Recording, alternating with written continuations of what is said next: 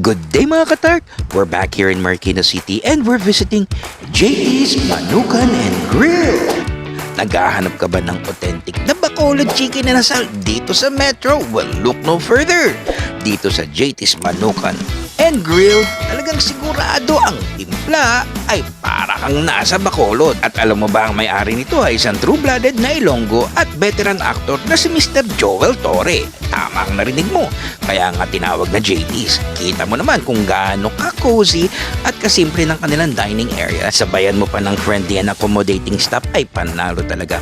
Kaya nga in-order natin itong kanilang picho and paa chicken inasal at pinangat one of their best sellers pero marami pang mga Bacolod at sikat na Ilonggo recipes na meron sila. Well, ito ang black gulaman in-order natin at napaka-refreshing at sakto lang.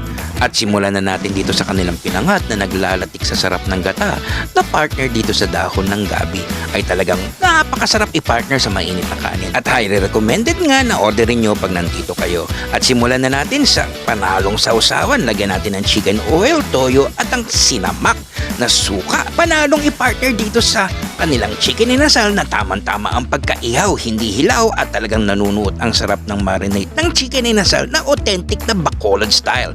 Kaya ano pang hinihintay nyo? Punta na dito sa JT's dahil dito, napaka Yummy!